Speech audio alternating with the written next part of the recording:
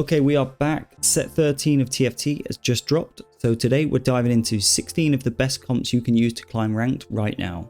I'll explain when to play each, how to play them, and share tips to help you climb. I'll also leave the team planner codes to each comp in the description below so you can easily add them to your planner in game. Let's get into it. Starting with 4 Emissary, you should look at playing this if you open with Conqueror units and have AD items. In the early game, you want to focus on building the strongest board possible around Darius and other Conqueror units. Prioritize high tempo augments to keep your win streak alive and stack Conqueror rewards. As you transition into the mid game, aim to hit level 6 at stage 3 and add more Conqueror or pit fighters.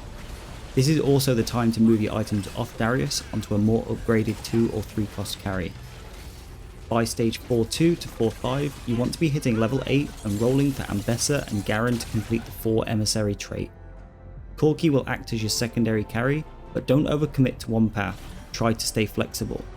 Once your board stabilizes, push for level 9 to add powerful 5 cost units to cap out your board. Next up we have 6 Scrap, a great choice if you start with a Scrap opener and accumulate a lot of items through Augments or the opening portal. Early on, play around the traits of your Scrap units and maintain tempo.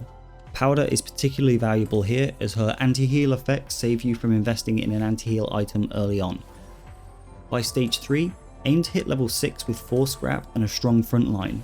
If necessary, roll to stabilize your board, but if you're already solid, save your gold for a fast level 8 in stage 4. Once you are at level 8, you want to roll down for Corki and Echo to activate 6 Scrap. If you pick up a Scrap emblem, you can replace Trundle with Jinx and Elise with Jace to further strengthen your late game board. Moving on to Sorcerers, this is a great option if you manage to secure a Sorcerer emblem and have strong AP items. In the early game, focus on Zyra as your main item holder while building around other Sorcerers. Prioritizing a strong front line is critical here as swords can be quite weak in the early game. Stage 3, you want to aim to level up to 6, and if you lost streaked up to this point, roll for upgrades such as Lux and Vlad 2. If you're chasing Swain 3 or Nami 3, slow roll at level 7 or simply push to level 8 and activate 8 Sorcerer. Black Rose units work well as a front line, but if you need extra survivability, consider placing Elise in the second row for an extra tank. Next we have the Black Rose vertical comp. You should go for this if you get a strong Black Rose opener as well as AP items. Follow the standard leveling strategy for playing a 4 cost board and slot in any Black Rose units along the way. By stage 4.2 to 4.5, aim for level 8 and roll down for Heimerdinger and other Black Rose units. Heimer and Mouse will be your main carries, so prioritize any AP items on the carousel.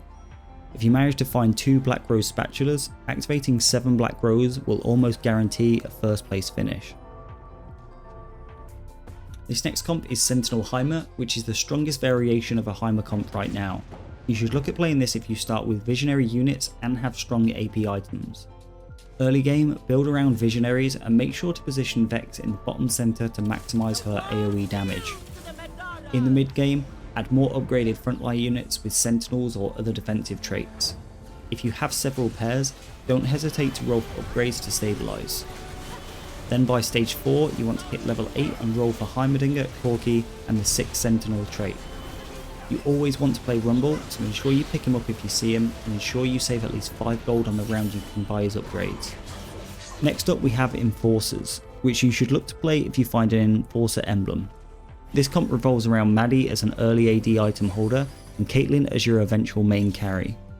In the early game, you want to build a board around Maddie and flex between Enforcers, Sentinels and Bruisers. At stage 3.2, aim for level 6 and add in any additional Enforcers and Sentinels. Activating 6 Enforcer is when the comp really comes online, so your main priority should be leveling to 8 at stage 4 and finding Vi.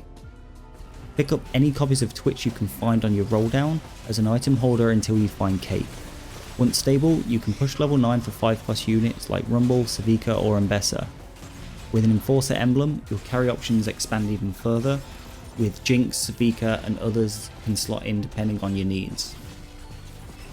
Next we have the vertical Conqueror comp, which you should look to commit if you get a Conqueror's emblem. In the early game, focus on building around upgraded Conqueror units and keeping your tempo high.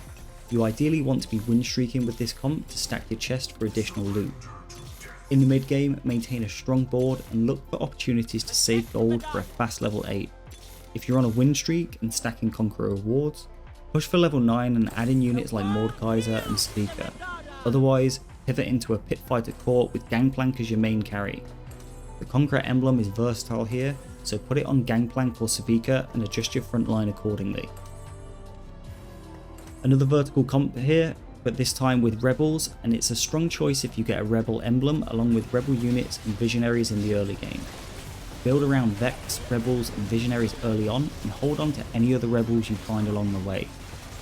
At stage 3, you want to level to 6 and aim to slot in 5 Rebel and Sentinels to maintain a strong board. Then at stage 4, you want to level to 8 once you have at least 40 gold to roll for Zoe and Alawi as your primary carry and tank. If you find Jinx, consider adding Echo for the Ambusher synergy, and whilst you wait for LeBlanc, slot in another Sorcerer to activate Zoe's bonus and round out your composition. Finally, the last of the standard comps, we have 6 Pit Fighters. You should look at playing this if you start with an early Pit Fighter emblem or strong upgraded Pit Fighters. Early game, focus on units like Darius 2, which can farm Conqueror rewards and snowball your tempo. By stage 3, you want to level to 6 and activate 4 Pit Fighters. If your board is weak, roll for upgrades at level 6, otherwise save gold to fast level 8. In the late game, roll for Gangplank 2 and Vi or Savika 1 anchor your board. If you don't have a Pit Fighter emblem, consider flexing into scrap with units like Rumble and Echo. Before we get into the reroll comps, I just want to say if you find these guides helpful, please leave a like or a comment below as it really helps support the channel. And if you want to see more, then please consider subscribing as I aim to put out more detailed comp guides as the set progresses. So with that out of the way, first up is Cogmore Reroll, a comp you should look at playing if you start with a strong Cogmore opener and a bow and rod items. During stage 2, your priority is to build a solid board around Cogmore and Watchers whilst maintaining good economy. Take item augments for tempo or reroll augments that help you hit Cog 3 quicker. By stage 4, level to 7 and slow roll above 50 gold for Cogmore 3 and Scar 3. You should aim to add 4 Watchers for synergy and consider flexing in Echo for additional utility. Finally, after hitting your 3-star units, push levels to activate 4 Sniper for additional damage and continue rounding out your board. Next is Tristana Reroll, a composition to go for if you start with Tristana and strong AD items. In stage 2, your focus is on building around Tristana with Sentinels as your front line. At stage 3, level to 6 and roll down for upgrades to Tristana and your Sentinel units to maintain tempo and build momentum. During stage 3, continue slow rolling to 3-star Tristana. She's the only unit you need to 3-star to carry the comp, so once you've hit her, rebuild your economy and prepare to level up. By stage 4, you should be aiming to go to level 8 and pivot into a 4 Emissary board with Garen as your main tank. If Garen isn't upgraded, you can use Vlad instead, and make sure your front line is sturdy enough to support Tristana. This next comp is a strong choice if you secure a family emblem or start with multiple copies of Darius, Vander and Draven early on. In stage 3, your goal is to slow roll at level 5 whilst buying every Darius, Vander and Draven that you can find. Maintain economy above 50 gold and consider holding Violet and Powder if it doesn't cost you too much interest. By stage 4, aim to 3-star Darius, Vander and Draven. If you have surplus items in gold, you can also reroll for Powder, itemizing her with AP focused items. Then, once your 3 stars are secured, start leveling up to add support units like Echo, Scar and Garen to strengthen your front line and complete your synergies. Finally, we have Lux and Zyra reroll. This is a comp to play when you find early copies of both units and have strong AP items. During stage 2, focus on holding every Lux, Zyra, Irelia and Singe that you can find. In stage 3, slow roll at level 5 while maintaining 50 gold to hit your key units. Ezreal can act as a temporary item holder at level 5 if needed, and by stage 4 your priority is to 3-star Zyra and Lux, with Zyra often performing better as the late game carry. If you hit Lux 3 and can stack the Academy item on her, she becomes a really strong unit, so be sure to check what Academy items there are set at the start of the game. Now that we've covered standard and reroll comps, we're going to move on to augment specific comps, and first up we have the Sisters one. You should look at playing this comp if you get offered the Sisters augment at 4-2 and already have strong fighter items. In stage 2 and stage 3, your goal is to build the strongest board you can around the fighter items like Bloodthirster, Titan's Resolve or Hand of Justice. Look at carrying units such as Vi and Echo or Vi and Jinx while flexing other frontline and supportive synergies like Scrap, Ambushers or Pit Fighters. From there, continue strengthening your board by adding units like Rumble, Savika and other 5+ units at level 9.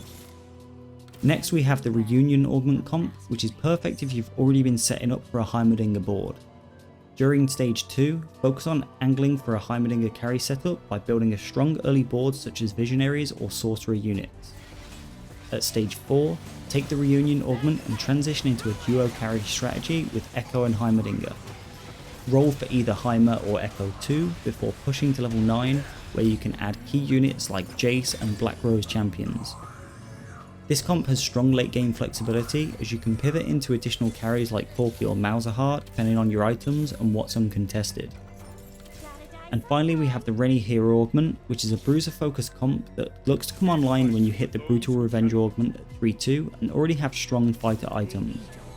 Stage 3, look at taking the Brutal Revenge Augment and transition into 4 bruisers. If you already have a Rennie pair at this point, you can consider rolling to possibly upgrade her, but if you're already strong, continue to pushing to level 7.